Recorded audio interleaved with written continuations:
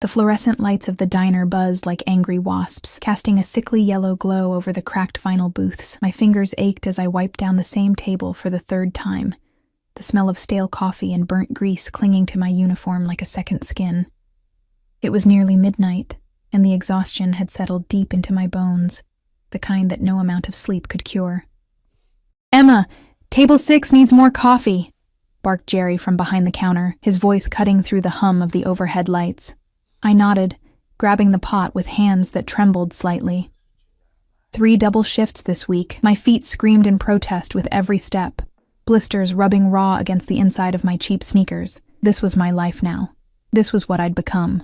The bell above the door chimed, and I looked up more out of habit than interest. The man who walked in didn't belong here. That was my first thought.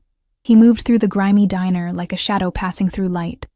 Tall, dark suit that probably cost more than I made in 6 months, perfectly tailored to broad shoulders that spoke of controlled power. His black hair was styled back, revealing a face that could have been carved from marble. Sharp jawline, high cheekbones, and eyes so dark they seemed to absorb the light around them. But it wasn't just him. 2 men flanked him. Massive, alert, their eyes constantly scanning the room. Security. The kind you only saw in movies or outside expensive hotels in the city. They took positions near the door and by the window, their stance casual but ready. I felt my breath catch. He was young, maybe early 30s, but carried himself with the authority of someone who'd never been told no in his entire life, and he was beautiful in that dangerous way that made smart women turn around and walk in the opposite direction. "Emma!" Jerry's voice snapped me back to reality. "The coffee?" Right. Coffee. I was just the invisible waitress. People like him didn't see people like me. I approached table 6, a regular old Mr. Patterson, and refilled his cup with hands that suddenly felt clumsy. But I could feel eyes on me, dark eyes, watching. The awareness prickled across my skin like static electricity. "You look tired, sweetheart," Mr. Patterson said kindly, his weathered face creasing with concern. "I'm fine," I lied, forcing a smile that felt like cracking plaster. "Just a long week." When I turned to head back to the counter, I nearly collided with a wall of expensive fabric and cologne, something dark and woodsy that made my head spin. I stumbled back, the coffee pot tilting dangerously in my hand. A hand shot out, steadying the pot with long fingers that were surprisingly gentle despite their obvious strength. I looked up, way up, into those impossibly dark eyes. "Careful." His voice was low, smooth as aged whiskey, with an accent I couldn't quite place. Italian, maybe. It rolled through me like distant thunder. "I'm sorry," I stammered, heat flooding my cheeks. "I didn't see you. No harm done." He didn't move, didn't step back. Instead, he studied me with an intensity that made me feel simultaneously exposed and invisible, like he was reading every secret I'd ever kept, every mistake I'd ever made, every scar I tried to hide. This close, I could see details I shouldn't notice. A small scar through his left eyebrow, the shadow of stubble along his jaw, the way his suit jacket hung open just enough to reveal a crisp white shirt, and my breath caught what looked like a leather holster. I stepped back, breaking whatever spell had fallen over me. I should get back to work. He inclined his head slightly, a gesture that felt almost old world, and moved past me to a booth in the corner. The booth with the best view of the entire diner, I noticed. The booth where someone could see all the exits. I busied myself with cleaning, with refilling coffee, with anything that kept me from looking at that corner booth. But I felt his gaze like a physical touch, warm and heavy and completely unnerving. "Who's the suit?" I asked Jerry quietly when I returned to the counter.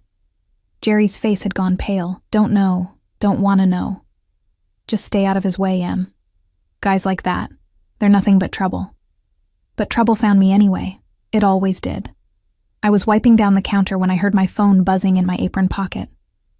The screen lit up with a name that made my stomach drop. Marcus. My ex. The man who'd taken everything from me and left me with nothing but debt and shame. I should have ignored it. Should have deleted his number months ago. But some sick part of me still hoped. Hoped for what? I didn't know. An apology? An explanation? I stepped into the back room, the one that smelled like old mops and desperation, and answered.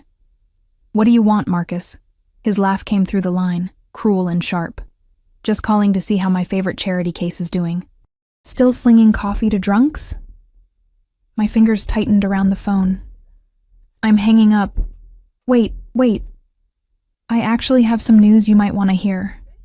His voice dripped with false sweetness. You remember Vanessa, the woman I left you for? How could I forget? The beautiful, successful lawyer who'd been sleeping with my fiancé for 6 months before he finally worked up the courage to tell me.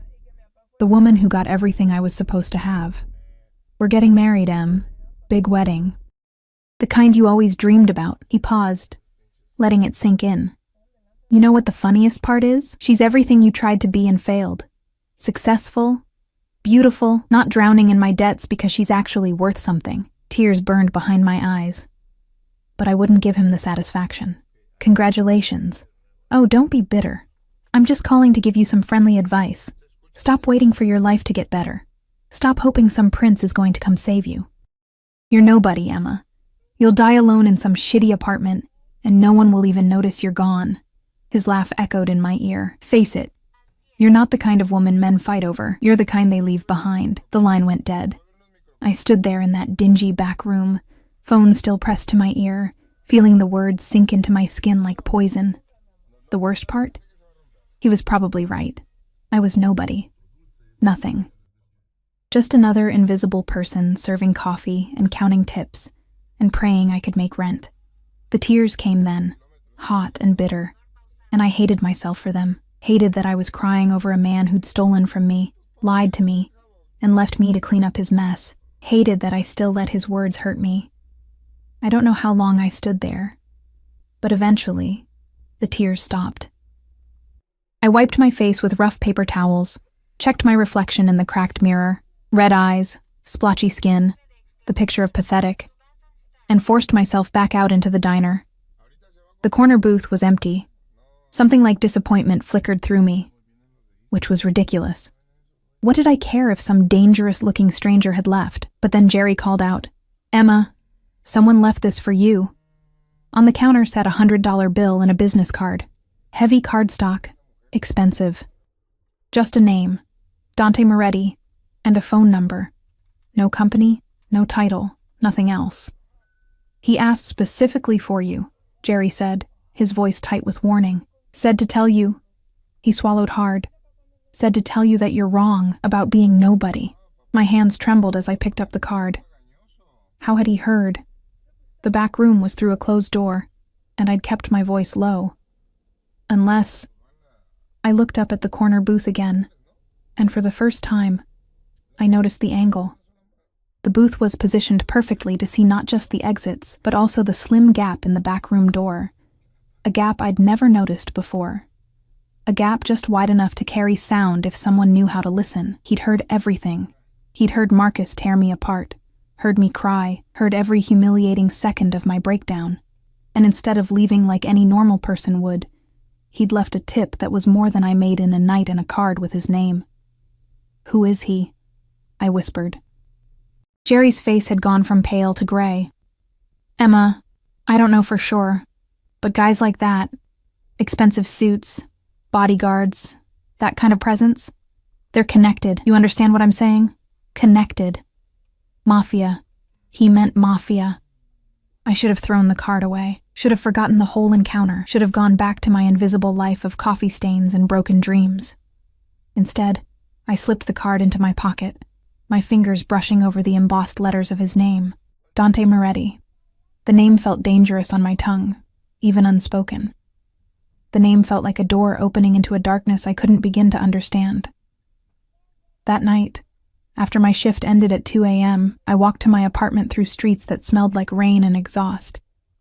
The building was old, the kind with peeling paint and a front door that didn't quite lock. My studio was on the 4th floor, barely big enough for a bed and a kitchenette, with windows that looked out onto a brick wall. I dropped my keys on the counter and pulled out the card again. In the dim light of my single lamp, the name seemed to shimmer. My phone buzzed. A text from an unknown number. You deserve better than dying alone, Emma. You deserve to be fought over. My heart stopped, then started again. Too fast, too hard. Another text. Keep the card. You'll need it sooner than you think. I stared at the screen, fingers frozen. How did he get my number? How did he know what Marcus had said? The exact words? A third text. Sleep well. You're safe tonight. The last part should have been comforting. Instead, it felt like a promise wrapped in a threat. Safe from what? Safe from whom? And what happened tomorrow? I walked to my window, pulling back the thin curtain. 4 floors down, on the empty street, a black car idled at the curb. In the driver's seat, I could make out a figure, watching, waiting, protecting or hunting, I couldn't tell which. I let the curtain fall and backed away from the window, my pulse thundering in my ears. This was insane. This was dangerous. This was everything I should run from. But as I climbed into my cold bed, Marcus's words echoed in my head. You'll die alone. No one will fight over you. And somewhere in the darkness of my room, I wondered if maybe, just maybe, he'd been wrong. I wondered what it would feel like to be worth fighting for. I wondered if I'd just made a terrible mistake by not throwing that card away. And I wondered what Dante Moretti wanted from someone like me, someone invisible, someone broken, someone who had nothing left to lose. The question kept me awake until dawn painted my brick wall gray, and even then, I couldn't shake the feeling that my life had just tilted on its axis, that everything was about to change, that I'd already stepped into a cage I didn't yet understand, one made of dark eyes and darker promises, of protection and possession, of a danger I couldn't name but could feel in my bones. The card burned in my pocket like a brand. And somewhere in the city, I knew he was still watching. I lasted 3 days before everything fell apart. 3 days of pretending the card in my pocket didn't exist. 3 days of double shifts at the diner, of avoiding Jerry's worried glances, of ignoring the black car that appeared on my street every night like clockwork. 3 days of telling myself I imagined the whole thing, that Dante Moretti was just some rich businessman who'd felt sorry for the pathetic waitress crying in a back room. But rich businessmen didn't have bodyguards who moved like predators. They didn't leave $100 tips for burnt coffee. And they definitely didn't send text messages at 3 a.m. that made my skin prickle with equal parts fear and something I refused to name. On the 4th day, Marcus made sure I couldn't pretend anymore. I was walking home from my shift, the October air biting through my thin jacket, when I saw the eviction notice, orange paper screaming against my apartment door like a wound. 72 hours to vacate. Past due rent, it said. 3 months past due. My hands shook as I tore it down. 3 months? I'd paid. I'd scraped together every penny, lived on ramen and hope, and I'd paid. Inside my apartment, I pulled up my bank account on my phone. The screen swam before my eyes as I scrolled through transactions. There, 3 payments to my landlord. 3 payments that had cleared my account and disappeared into the void. I called the property management office, my voice cracking. There's been a mistake. I paid. I have proof. Ms. Chen. The woman on the other end sighed, the sound of someone who'd had this conversation 1,000 times. According to our records, we haven't received payment since July. If you have proof of payment, you'll need to dispute it with your bank, but the eviction stands until— Please. The word broke out of me. Please, I have nowhere else to go. I paid. I swear I paid. I'm sorry. 72 hours, the line went dead. I sat on my bed, really just a mattress on the floor, and felt the walls closing in. This was it. Rock Bottom had a basement, and I'd just found it. My phone rang. Marcus. Of course it was Marcus. Hello, Emma. His voice oozed false sympathy. Heard you're having some housing troubles. Ice flooded my veins. What did you do? Me? Nothing. But you know, funny thing about those payments you thought you made. Turns out your dear old landlord is a poker buddy of mine. We got to talking, and I mentioned how you still owed me money. Remember? The 10 grand you borrowed for my business venture? I never borrowed anything. You stole from me. Not how the signed loan agreement reads. The one you signed when you thought we were building a future together. His laugh was razor sharp. Anyway, My buddy agreed to help me recoup my losses, redirected your rent payments to settle your debt to me. All perfectly legal, by the way. You should really read things before you sign them. My throat closed. The loan agreement. The one he'd presented to me 3 years ago, saying we were partners, that we'd build his restaurant together. The one I'd signed because I loved him and trusted him and believed in us. The restaurant that never existed, the money that disappeared, the debt that was never mine but had my name on it anyway. You can't do this. Already did. And Emma? This is just the beginning. You cost me my restaurant dream. You think you can just walk away and start over? I'm going to make sure everyone knows what a failure you are. What a nobody. I'm going to destroy every pathetic attempt you make at happiness until you understand. You were nothing before me, and you'll be nothing after me. Why? The word came out as a whisper. Why do you hate me this much? Because you were supposed to love me enough to let me go. Instead, you made me the villain. You told your friends, your family, that I was the bad guy, that I used you. His voice dropped, venomous. Now everyone will see the truth, that you're the disaster, the mistake, the girl who couldn't keep a man even when she gave him everything. He hung up. I sat there, staring at nothing, feeling the last threads of my life unraveling. No home, no savings, no one to call for help because I'd pushed everyone away after Marcus, too ashamed to admit how badly I'd been played. The card felt like it was burning through my pocket. You'll need it sooner than you think. My fingers moved before my brain could stop them, pulling out the heavy cardstock, tracing the embossed letters. What kind of person was I becoming, that I was actually considering calling a man who radiated danger like heat from a flame? But what choice did I have? I dialed the number. It rang once. Emma. Not a question. He'd been waiting. His voice did something to my insides, made them twist and tighten in ways I didn't want to examine. How did you know it was me? I know everything about you. Matter of fact. Not creepy somehow. Just true. You need help. Not a question either. Statement of fact. My voice cracked. Pride warred with desperation, and desperation won. I don't have anywhere else to turn. Your ex. He's not finished hurting you. Again, not a question. How did he know? He's taking everything. I have 3 days before I'm on the street, and I can't. The words tangled in my throat. Where are you? My apartment, but I don't think. Address. Something in his tone made me obey. I rattled off the address, my voice small. Lock your door. Don't open it for anyone but me. 20 minutes. Wait, you don't have to, but he'd already hung up. I paced my tiny studio, wearing a path in the threadbare carpet. What was I doing? I didn't know this man. Didn't know what he wanted, what he'd demand in return for whatever help he was offering. Men like him didn't do anything for free. But men like Marcus destroyed women for sport. And at least Dante had been honest about being dangerous.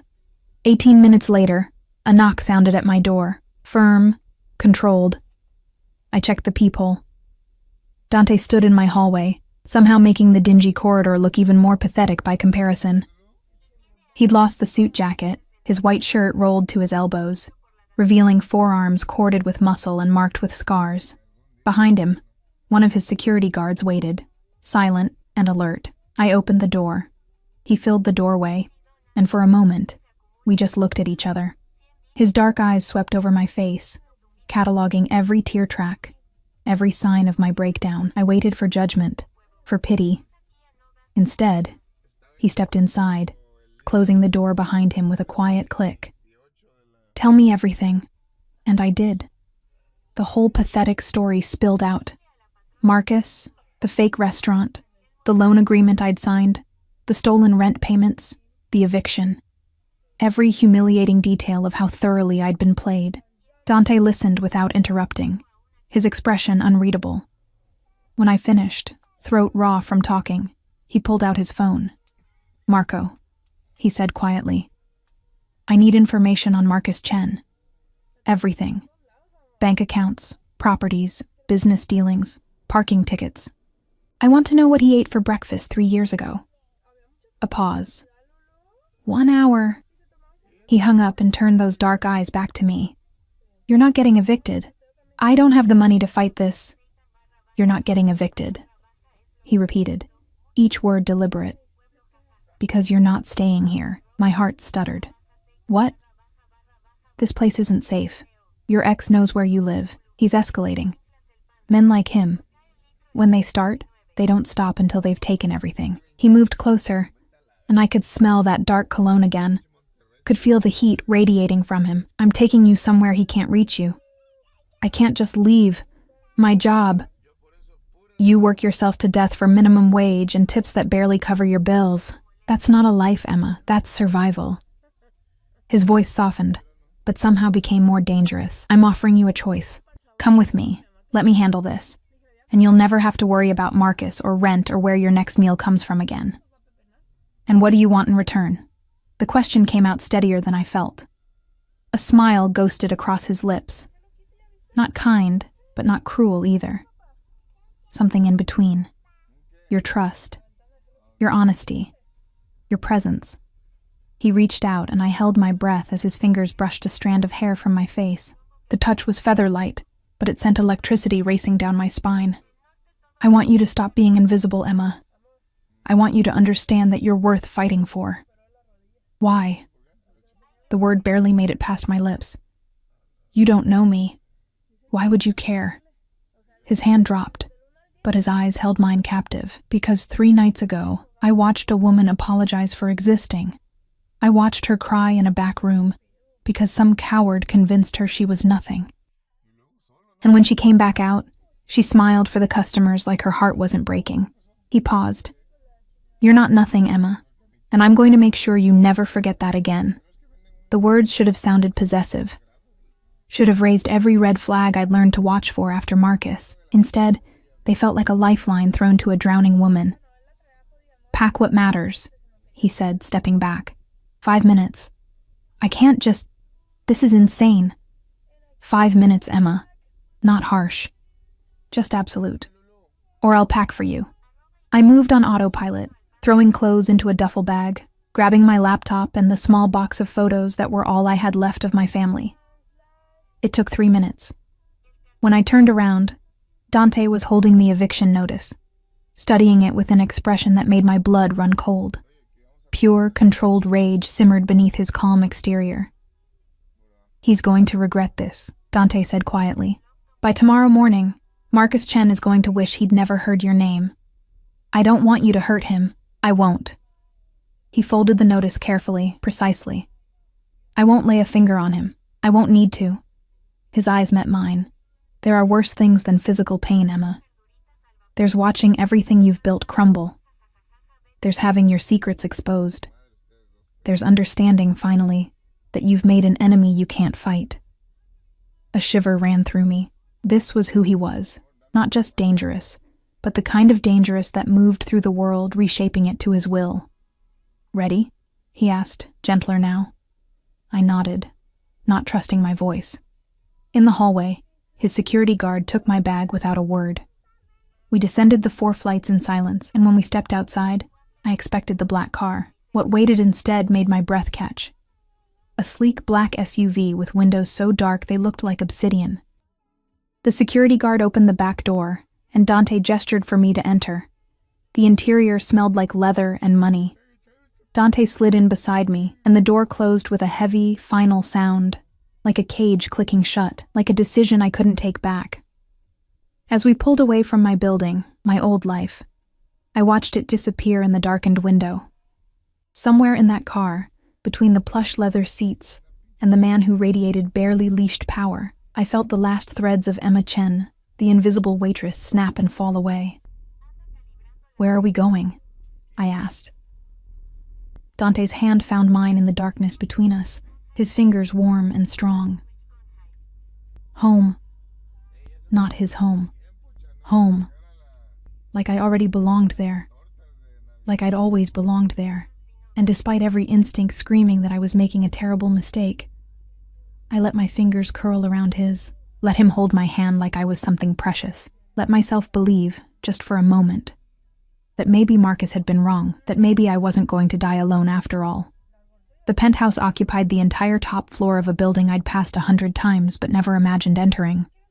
Floor-to-ceiling windows overlook the city lights like scattered diamonds, and the space itself was bigger than the entire floor of my old apartment building. Everything was sharp angles and expensive materials, marble, dark wood, steel that gleamed like a blade's edge. But it was the art that caught my attention. Not generic hotel paintings, but real pieces. Dark, beautiful, violent things that spoke of passion and pain. A bronze sculpture of a woman breaking free from chains, an oil painting of a storm-tossed sea, a photograph of ruins reclaimed by nature.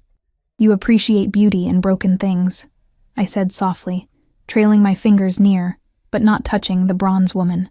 Dante stood behind me, close enough that I could feel the heat of him. "I appreciate things that refuse to stay broken." His breath stirred my hair. "Things that survive." A woman appeared from one of the corridors. Older, elegant, with silver-threaded hair and kind eyes. "Mr. Moretti, shall I prepare the guest room?" "No." The word was absolute, the room adjoining mine. "I want her close." My cheeks burned. The woman, housekeeper, assistant, didn't even blink. "Of course. I'll have fresh linens brought up immediately." She disappeared as silently as she'd arrived. "That's not necessary," I started. "I can take any room." Dante turned me to face him, his hands on my shoulders, firm but careful. "You're under my protection now, Emma. That means you stay where I can reach you, where I know you're safe." His thumbs traced small circles against my collarbone, and my breath hitched. "Do you understand?" I should have argued, should have insisted on boundaries, on maintaining some distance from this man who looked at me like I was something he intended to keep. Instead, I nodded. "Good girl." The praise shouldn't have affected me, shouldn't have sent warmth pooling low in my belly, but it did. And from the slight curve of his lips, he knew it. He released me, stepping back. "Marco will be here soon with information on your ex. While we wait, you should eat. You're too thin." "I'm not." "When did you last have a real meal? Not coffee and whatever scraps they let you take from the diner." I opened my mouth to protest, then closed it. He was right. I couldn't remember the last time I'd eaten something that wasn't leftovers or instant noodles. Within minutes, the elegant woman returned with a tray.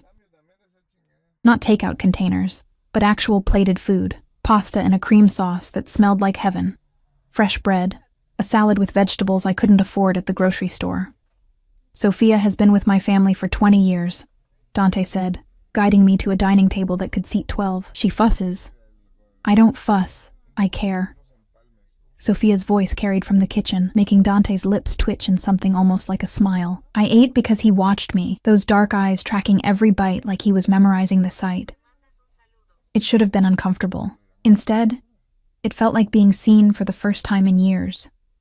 Really seen. Halfway through the meal, a knock sounded. The security guard from earlier entered, followed by a lean man with sharp features and calculating eyes. He carried a tablet and an expression that said he'd found something interesting. "Marco," Dante acknowledged. Marco's gaze flicked to me, assessment and curiosity in equal measure, before focusing on his boss, Marcus Chen, 32. Currently engaged to Vanessa Hartley, criminal defense attorney. On the surface, he's clean. Marketing consultant, modest income, no criminal record. "On the surface," Dante repeated, each word precise. "Dig deeper, and it gets interesting." Marco swiped through his tablet. He's been running a long con for at least 5 years. Targets women with assets or savings, isolates them from support systems, convinces them to invest in fake business ventures. 3 confirmed victims before Miss Chen, probably more who didn't report. My fork clattered against the plate. 3? There were 3 other women? Marco's expression softened fractionally. All with similar patterns. Relationship, isolation, fake investment, disappearance with the money. "You were just the most recent. Why isn't he in prison?"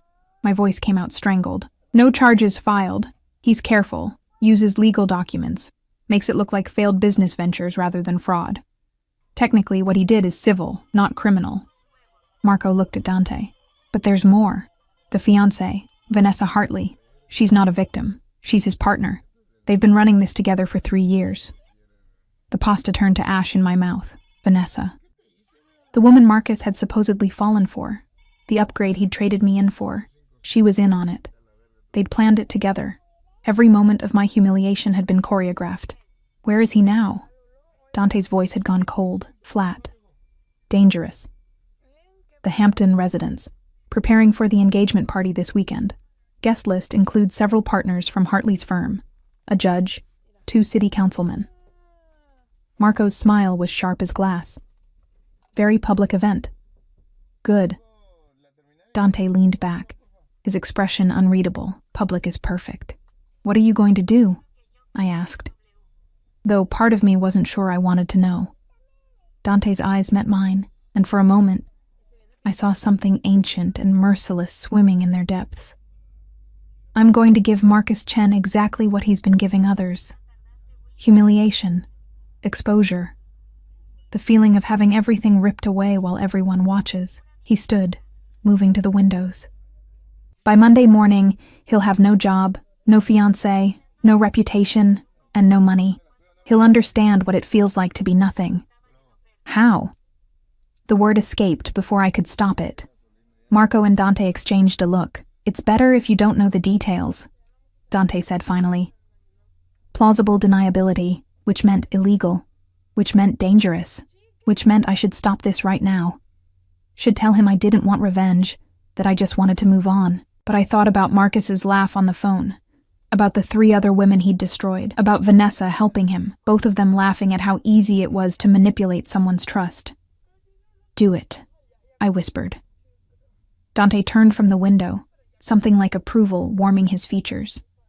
Marco, begin. I want everything in place by Friday night. Marco nodded and left, taking his tablet and his unsettling knowledge with him. Suddenly alone with Dante, if you could call being in a penthouse with staff and security alone, I felt the weight of everything crash over me. I'd just agreed to let a man I barely knew destroy my ex-fiancé. I'd moved into his home. I'd let him touch me, look at me, speak to me in ways that made my pulse race and my common sense flee. You're thinking too much. Dante crossed the space between us in 3 strides. I can see it in your face. All the reasons this is wrong, all the ways you should run. Shouldn't I? I looked up at him, this beautiful, dangerous stranger. I don't even know who you are. Not really. You know I'm not safe. He reached out, tucking a strand of hair behind my ear, his fingers lingering against my cheek. You know I'm not good. You know that getting involved with me is probably the worst decision you could make. Then why don't I run? His smile was dark, knowing. Because you're tired of being invisible. Because part of you wants to see what happens when someone fights for you instead of against you. He leaned closer, his lips a breath away from my ear. Because you're not as innocent as you pretend, Emma. There's steel underneath all that softness. I saw it that first night in the diner. The way you put your mask back on after crying, the way you kept going even when you were breaking. His words wrapped around me like silk bindings, beautiful and suffocating. What do you want from me? I asked again, needing to understand. Everything. No hesitation. Your trust. Your secrets. Your presence in my life. His hand slid to the nape of my neck, gentle but possessive. I want you to stop hiding. Stop apologizing for existing. Stop letting people like Marcus convince you that you're not worth protecting. And if I can't give you that, you can. Absolute certainty. You will. Because I'm not Marcus, Emma. I don't need to tear you down to feel powerful. I don't need you small and broken. His thumb traced my jawline. I want you strong enough to stand beside me. Strong enough to understand what I am, and choose to stay anyway. What are you? The question trembled out. For a long moment he studied me. Then, decision made. My family, we control things in this city. Imports, exports, certain establishments. We have friends in government, in business, in places where power moves through shadows. He didn't blink, didn't soften it. People call us criminals. We call ourselves businessmen. The truth is probably somewhere in between. Mafia. Jerry had been right. And you're telling me this because I don't lie to people under my protection. Because you deserve to know what you're walking into. His grip tightened fractionally. And because if you're going to run, I'd rather you do it now before... Before what? His jaw clenched. Before I become too invested to let you go. The admission hung between us, raw and honest. This man, this dangerous, powerful, terrifying man, was giving me an out, telling me the truth even though it might drive me away. Marcus had lied with every breath, had used my trust as a weapon. Dante was offering me a choice. "I'm not running," I heard myself say. Something fierce and possessive flared in his eyes. "You should." "Probably." I met his gaze without flinching. "But I'm tired of should. I'm tired of safe. Safe got me an eviction notice and a broken heart. This isn't safe, Emma." His voice dropped to a growl. "I'm not safe. The world I live in, there are rules, enemies, consequences you can't imagine. Then protect me from them." The words came out stronger than I expected. "You said I was under your protection, so protect me. Teach me. Show me how to be strong enough to survive in your world." For 3 heartbeats, he didn't move. Then his hand tightened in my hair, tilting my face up, and his lips crashed against mine. The kiss wasn't gentle. It was possession and promise, demand and devotion. Everything he'd been holding back unleashed in a single moment of contact. I gasped against his mouth, and he took advantage, deepening the kiss until I couldn't remember why I'd ever thought I should run. His other hand found my waist, pulling me flush against him, and I could feel the controlled power in every line of his body, could feel the want, the barely leashed hunger that matched something awakening inside me. When he pulled back, we were both breathing hard. "You're mine now," he said, the words both question and statement. I should have been scared, should have recognized the danger in that tone, in those eyes that held me like I was something precious and breakable in his. Instead, I felt safe for the first time in years. "Yes," I whispered. The smile that curved his lips was pure masculine satisfaction. "Say it. I'm yours. Again. I'm yours, Dante."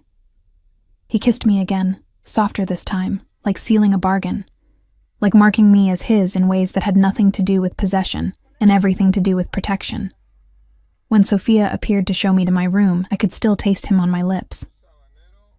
The room adjoining his was beautiful, all soft grays and creams, with a bed that looked like a cloud, and windows that showed the city spread out below like a kingdom.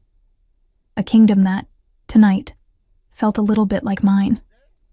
I fell asleep in sheets that cost more than my security deposit, in a room where I could breathe without counting the cost. And for the first time in months, I didn't dream of losing everything. I dreamed of dark eyes and dangerous promises. I dreamed of being fought for. I dreamed of finally being seen. The next morning, I woke to sunlight streaming through windows that didn't face a brick wall. For a disoriented moment, I couldn't remember where I was. Then it all came rushing back. Dante, the penthouse, the kiss that had rearranged something fundamental inside me. I'd kissed a Mafia boss. I'd agreed to be his. And the terrifying part? I didn't regret it. A soft knock interrupted my spiral. "Miss Emma?" Sophia's voice, warm and proper. "Mr. Moretti asked me to let you know breakfast is ready when you are, and he's left some things for you." "Things?" The door opened slightly, and Sophia wheeled in a rack of clothing. Not just clothing, designer pieces with tags still attached.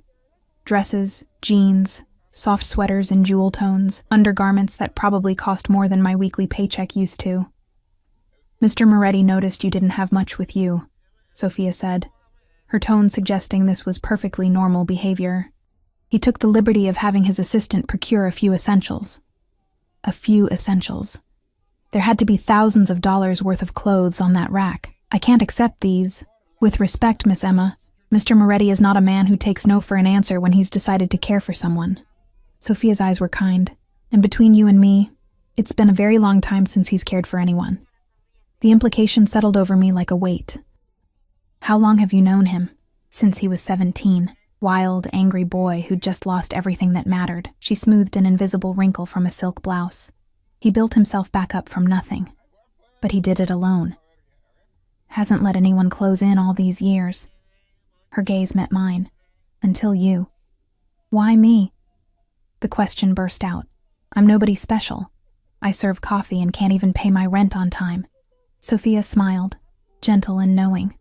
You're the first person in 15 years who looked at him and didn't see power or fear or opportunity.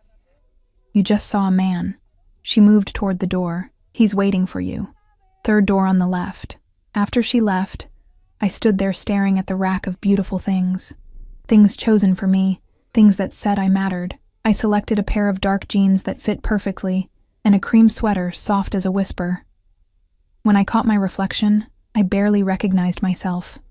I looked cared for. Protected. I looked like I belonged. The dining room was different in daylight. The view even more spectacular. The city sprawling beneath us like Dante owned every inch of it. Maybe he did. He stood at the window, phone pressed to his ear, speaking rapid Italian. He'd showered, his dark hair still damp, wearing black slacks and a charcoal shirt with the sleeves rolled up. Casual power, dangerous beauty. He turned as I entered, and something in his expression shifted, softened.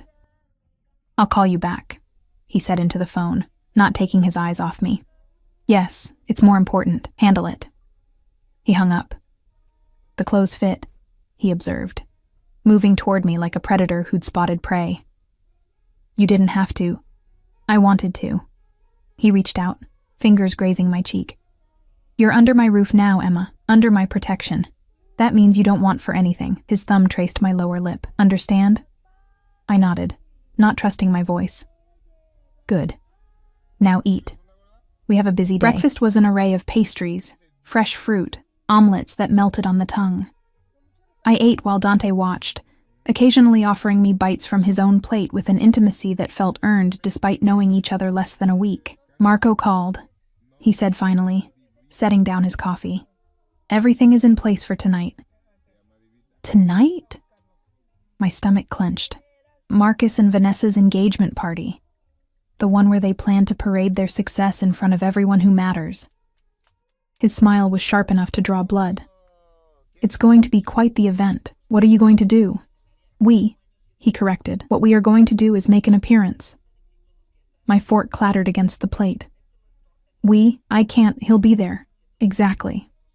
Dante leaned forward, capturing my hand. "He's going to see you walk in on my arm, wearing a dress that costs more than he stole from you, looking like the woman you were always meant to be." His grip tightened. "And then he's going to watch his entire life implode." "I don't understand." "You will." He stood, pulling me up with him. "Come. I want to show you something." He led me through the penthouse to a room I hadn't noticed, a study lined with books and dark leather, dominated by a massive desk. Marco sat at a laptop, his expression intent. "Show her," Dante commanded. Marco turned the screen. It displayed what looked like financial records, emails, text messages, evidence. Mountains of it. "Marcus Chen and Vanessa Hartley's entire operation," Marco explained. 5 years of fraud, documented victims, falsified business records. We've also traced the money, offshore accounts, dummy corporations, the whole structure. He clicked to another screen. "Tonight, at precisely 9:30 p.m., this information goes to the FBI, the state attorney's office, and every major news outlet in the city. But that's not all," Dante added, something dark and satisfied in his voice. "At 9 p.m., Vanessa Hartley will receive a video call from one of her former clients, a client she sold out to the prosecutor in exchange for a lighter sentence for a different client who paid better. The call will be on speaker, in front of all her colleagues. How did you—" "I have resources." Dante's hand found the small of my back. "The judge attending tonight? He's about to receive evidence that Hartley bribed a court clerk. The city councilman? They're going to learn that Marcus has been using their names to legitimize his scams." He turned me to face him. "By the time we leave that party, Marcus and Vanessa won't just be finished. They'll be toxic, untouchable. Everything they built on the backs of people they hurt will come crashing down." I should have felt triumph, should have felt satisfied. Instead, I felt something darker, something that tasted like justice and revenge and power. "When do we leave?" I asked.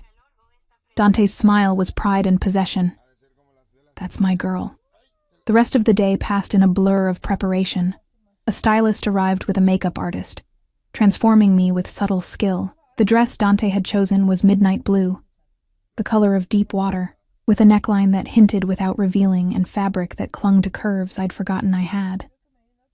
When I looked in the mirror, I saw a stranger, someone confident, someone who belonged on the arm of a man like Dante Moretti. Perfect, Dante breathed when I emerged. He was devastating in a tailored black suit, diamond cufflinks catching the light. He looked like sin and salvation wrapped in expensive fabric. He fastened a necklace around my throat, sapphires that probably cost more than my old apartment building. His fingers lingered on my nape, possessive and tender. "These were my mother's," he said quietly. "She died when I was 17. My father, he wasn't a good man. He took everything from her, including her life." His jaw clenched. "I swore I'd never let anyone hurt someone under my protection the way he hurt her." Understanding crashed over me. This wasn't just about revenge for my sake. This was about something deeper, older. A boy who couldn't save his mother, channeling that failure into protecting a woman who reminded him that some people were worth saving. "Dante, you're safe with me, Emma." He turned me to face him, always. "No matter what happens tonight or any night, I will burn down anyone who tries to hurt you." The vow should have terrified me. Instead, it felt like coming home. The engagement party was at an exclusive hotel, the kind with doormen in uniforms and crystal chandeliers that cost more than cars. Dante's hand never left my back as we entered, his security detail flanking us at a discreet distance. The ballroom glittered with the city's elite, lawyers, judges, business people, all here to celebrate Marcus and Vanessa's upcoming marriage, all about to witness their downfall. I saw him first. Marcus, in a suit that didn't quite fit right, laughing too loud, working the room with practiced charm. Then Vanessa, beautiful, cold, perfect in a white dress that screamed bridal. Marcus's gaze swept the room and landed on us. His face went pale, then red, then an interesting shade of purple. "Emma?" His voice carried, drawing attention. "What the hell are you doing here?" Every head turned. Every conversation stopped. Dante's hand tightened on my waist, a silent reminder of his presence, his support. "Marcus." I was surprised by how steady my voice sounded. "Congratulations on your engagement." He stalked toward us, Vanessa following with narrowed eyes. "You weren't invited. You need to leave before I have security." "I don't think so."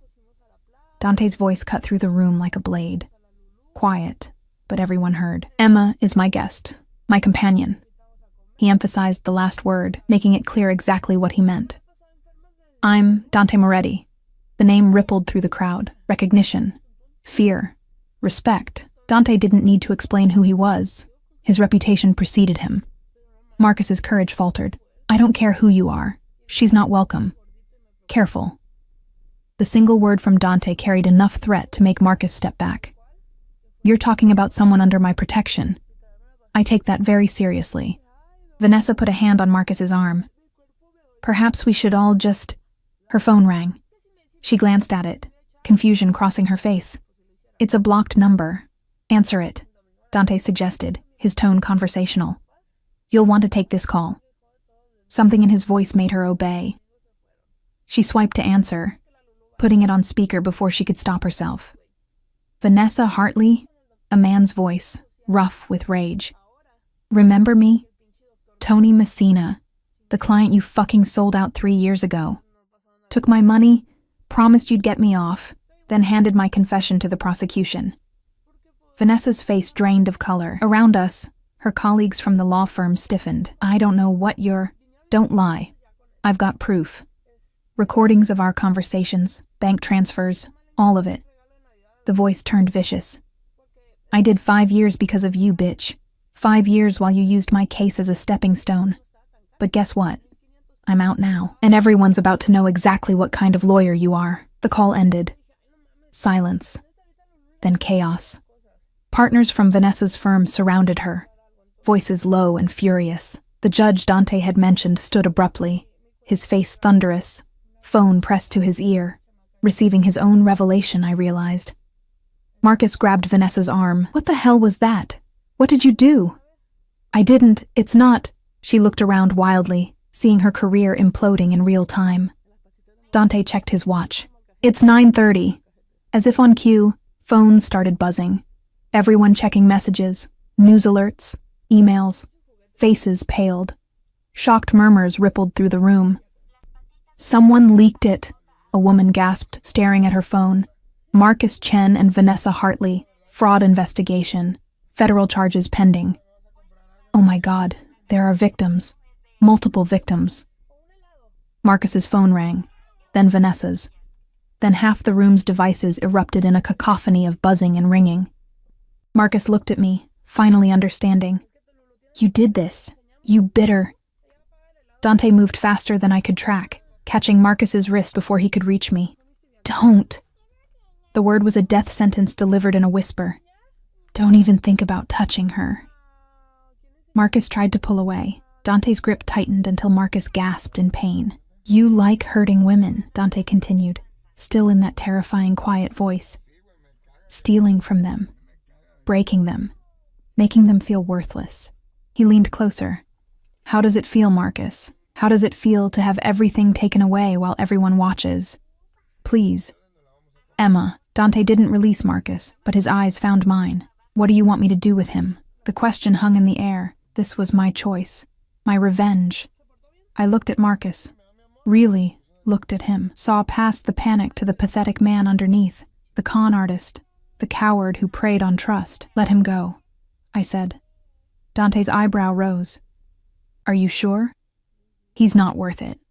I moved closer, standing beside Dante. "He's going to prison. He's lost everything. That's enough." Dante released him, and Marcus stumbled back. "You're nobody, Emma," Marcus spat, his last pathetic attempt at control. "You'll always be—" "She's mine," Dante interrupted, his arm sliding around my waist. "She's under my protection. She wears my mother's jewels. She sleeps in my home." Each statement was a hammer blow. "And you? You're about to be inmate number whatever they assign you." He smiled, cold and final. "Who's nobody now?" We left them there. Marcus and Vanessa, surrounded by federal agents who'd apparently been waiting outside. Colleagues backing away like they were contagious. Their perfect party dissolved into handcuffs and Miranda rights. In the car, I finally let out the breath I'd been holding. "How do you feel?" Dante asked, pulling me against him. "Like I can breathe," I admitted. For the first time in years, his lips found my temple. "Good. Because you're never going to feel suffocated again. Never going to worry about rent or some pathetic man making you feel small." His hand cupped my face, tilting it up. "You understand? You're mine now, Emma. And I protect what's mine." The possessiveness should have scared me. Should have reminded me of Marcus's control, but this was different. This was choice. This was power shared, not stolen. This was finally being worth fighting for. "Take me home," I whispered. His smile was dark promise, always. The weeks that followed felt like living in a dream I was afraid to wake from. Marcus and Vanessa made headlines for 3 days straight. Federal fraud charges, disbarment proceedings, victims coming forward with stories that made mine look tame.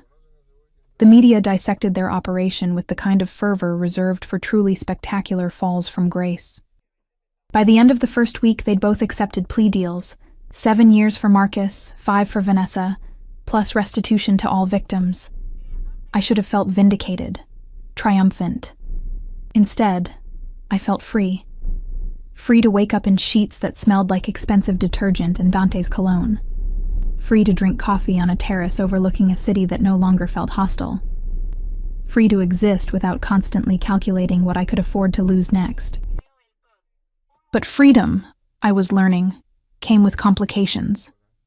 "You need to eat more than that," Dante said, watching me push eggs around my plate. We'd fallen into a routine. Breakfast together when he wasn't handling business, though I still wasn't entirely sure what that business entailed. "I'm not hungry." "You're thinking too much again." He set down his coffee, those dark eyes reading me like I was a book written in his native language. "What's wrong?" "Everything. Nothing." How did I explain that I felt like Cinderella after midnight, waiting for the glass slippers to shatter? "I can't stay here forever," I said finally. "I need to find a job, get my own place." "No." The word was absolute. "Dante, you're not leaving. He stood, moving around the table with predatory grace. Why would you even think about leaving? Because this isn't real life, the words burst out. Real life is rent and bills and working for minimum wage. Real life isn't living in a penthouse with a man who... I stopped. A man who what? He pulled me to my feet, hands firm on my shoulders. Say it, Emma. A man who's going to get bored of his charity project. There. The fear that had been eating at me since that first night. You saved me from Marcus. And that was God. That was more than I deserved. But eventually you'll realize I'm just some waitress with nothing to offer and... His mouth crashed against mine, silencing the spiral. The kiss was demanding, possessive, leaving no room for doubt or fear. When he pulled back, we were both breathing hard. You think this is charity? His voice was rough. You think I brought you here out of pity? What else would it be? Obsession. The confession came out raw. From the moment I saw you in that diner, apologizing for existing, I couldn't stop thinking about you, about the strength it took to smile for customers after crying in a back room, about the vulnerability you tried so hard to hide. His hand slid to cup my face. I've built an empire on reading people, Emma, on knowing their weaknesses and exploiting them. But you? You're not weak. You survived a predator and came out still capable of kindness, still capable of hope. I'm not special. You are to me. The words hung between us, weighted with meaning. I haven't let anyone close in 15 years. Haven't wanted to. But you walked into my life and made me remember what it felt like to want to protect something, to care if someone lived or died. His thumb traced my cheekbone. So no, you're not leaving. You're not getting your own place. You're staying here, with me, where I can keep you safe. That's not how this works, I whispered, even as my heart raced. You can't just keep me like what?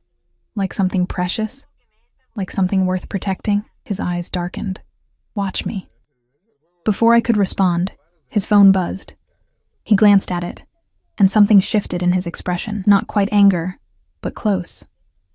I have to handle something, he said, releasing me reluctantly. Marco will be here in 10 minutes. Stay in the penthouse until I get back. What's wrong? Business. He kissed me again, quick and hard. Nothing for you to worry about. But I did worry. Because in the 3 weeks I'd been living here, I'd started to understand the layers of Dante's world. The phone calls at odd hours, the men who came and went, speaking in low voices, the tension that sometimes sat across his shoulders like a physical weight. He wasn't just a businessman. He was a king in a kingdom built on shadows. And kings had enemies. Marco arrived exactly on time, his sharp features concerned. Ms. Chen, Mr. Moretti asked me to stay with you until he returns. What's happening?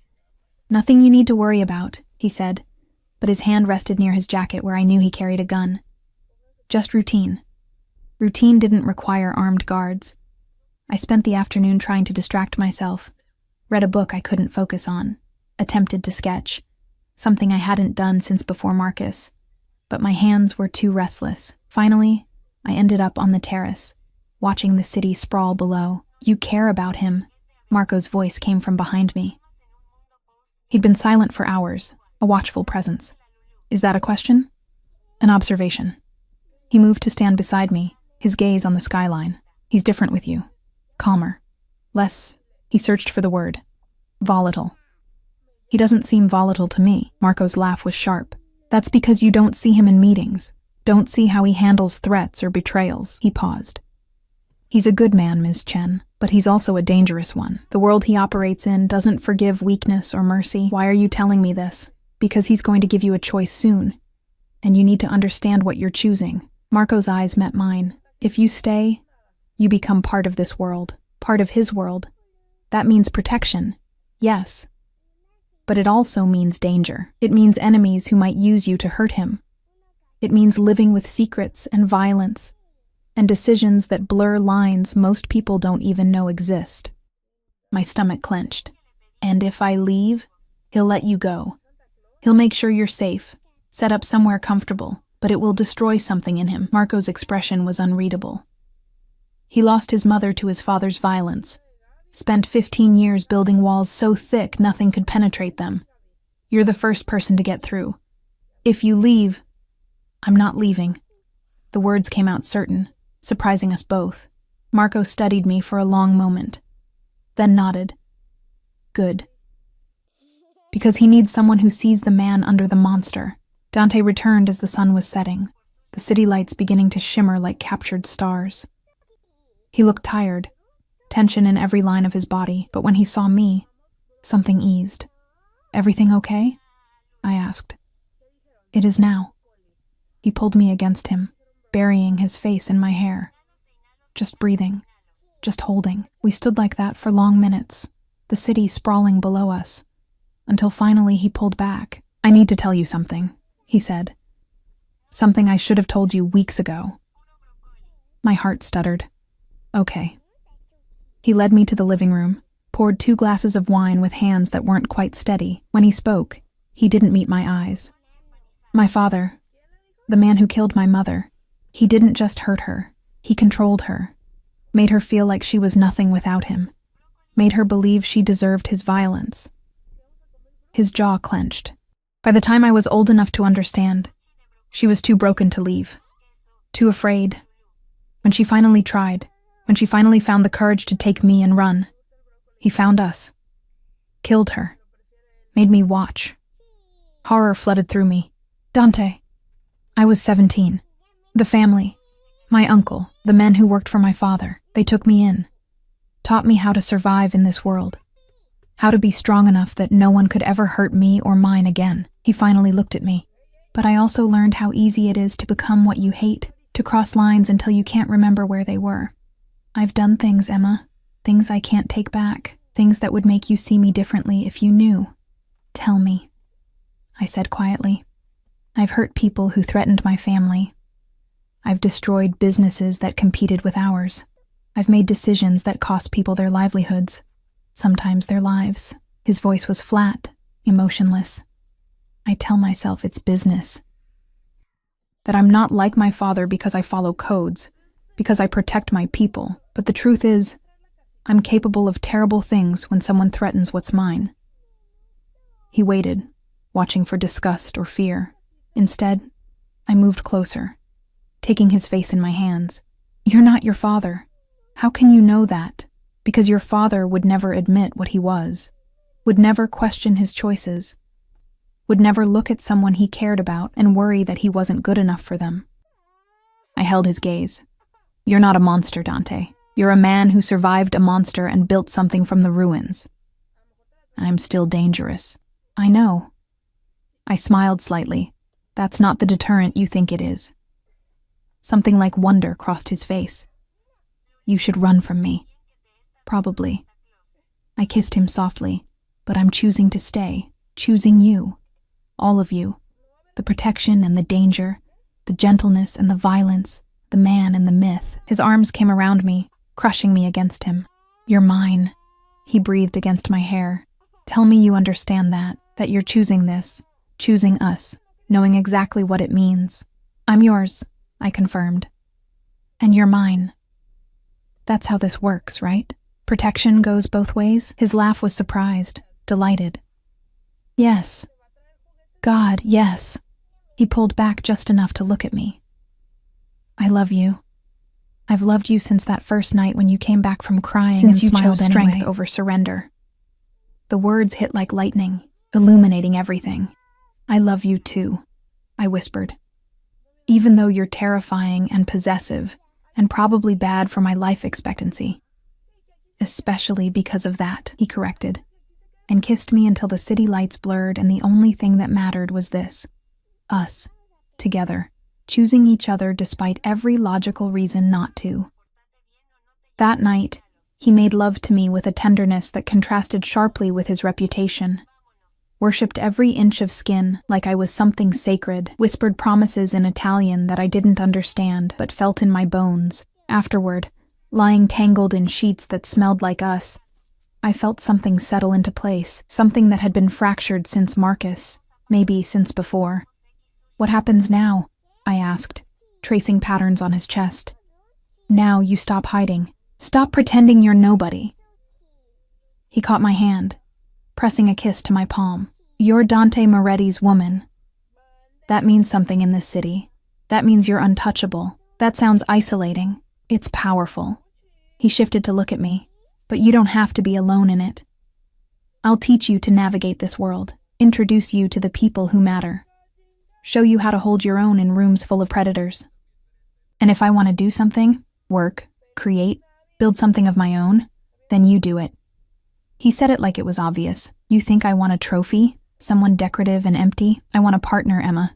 Someone strong enough to stand beside me, not behind me." The idea took root, fragile but growing. A life not just survived, but lived. Not just protected, but powerful. "I want to go back to school," I said suddenly. "I dropped out when everything fell apart. But I was studying art therapy, helping people heal through creativity." Dante's smile was proud. "Then you'll go back. I'll handle the tuition, the logistics, everything. I want to pay my own way. You will. By being mine. By choosing this life, you're taking on risks that most people can't imagine. That's payment enough." He kissed me softly. "Let me give you this, Emma. Let me give you the chance to become who you were meant to be." Tears burned behind my eyes, but these were good tears. Healing tears. "Okay," I whispered. "Okay." 6 months later, I stood in a gallery showing my own work, paintings and mixed media pieces exploring themes of survival, transformation, and strength in broken things. The opening was packed with collectors, art critics, and society people who'd come because Dante Moretti's woman was unveiling her first show, but they stayed because the work was good.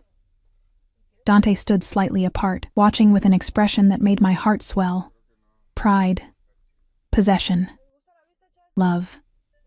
"She's talented," I heard someone say nearby, "and brave, choosing subjects this raw." "Did you hear how they met?" someone else whispered. "Apparently her ex tried to destroy her, and Moretti made him disappear." Not quite accurate, but close enough. Marcus and Vanessa were both serving their sentences, and I'd learned through Marco that several of their other victims had received anonymous restitution payments. Dante's way of balancing scales. When the crowd finally thinned, Dante approached, pulling me against him with familiar possessiveness. "I'm proud of you," he murmured against my hair. "I couldn't have done this without you." "Yes, you could have. I just made it happen faster." He tilted my face up. "You were always strong, Emma. Always capable of this. You just needed someone to remind you." "My ex told me I'd die alone," I said quietly. "That no one would fight for me." Dante's expression darkened. "Your ex was a fool. He was wrong." I smiled, genuine and bright, because I found someone who didn't just fight for me. He taught me to fight for myself. And you found someone who was dying slowly until you reminded him what living felt like. He kissed me, soft and deep. "We saved each other, tesoro, treasure." He'd explained the endearment weeks ago, along with other Italian words he murmured in the dark. "Amore mio, cuore mio, my love, my heart. Take me home," I said, echoing words from that first night. His smile was pure masculine satisfaction, always. We left the gallery hand in hand, his security detail falling into formation around us. The car waited at the curb, that same black SUV that had carried me away from my old life into this new one. As we drove through the city lights, Dante's hand never left mine, and I realized something profound. I hadn't just survived Marcus's cruelty. I'd transformed it into strength, into art, into a life I'd built alongside a man who saw my worth when I'd forgotten it existed. My ex had laughed and said I'd die alone. Instead, I'd found home in the arms of a man who'd burn the world down before letting anyone hurt me again. I'd found power in my own voice, my own choices, my own strength, I'd found love in the most unexpected place, in the dark eyes of a dangerous man who'd spent 15 years building walls, only to tear them down for a woman who'd learned that sometimes the most terrifying risks lead to the most beautiful rewards. "What are you thinking?" Dante asked, his thumb tracing circles on my palm. "That I'm exactly where I'm supposed to be." His smile was tender and fierce. "Yes, you are, with me. Always with me." Always, I agreed. And as the city lights blurred past the windows, I thought about Marcus one last time. About his cruel prediction. About how wrong he'd been. I wouldn't die alone. I'd live fiercely. Loved, protected, powerful. I'd live as Dante Moretti's woman, his partner, his equal. I'd live as Emma Chen, artist and survivor, broken things made beautiful, and that was worth more than Marcus could ever understand. The penthouse welcomed us home with warm light and the scent of Sophia's cooking. Dante pulled me close on the terrace, the city sprawling below us like a kingdom we ruled together. "I love you," he said. The words easier now than they'd been months ago. "I love you too," I replied, and meant it with every fiber of my being. This was my life now. Not perfect, but mine. Not safe, but worth the risk. This was my happily ever after. Fought for, earned, and held on to with both hands. And I'd never let it go.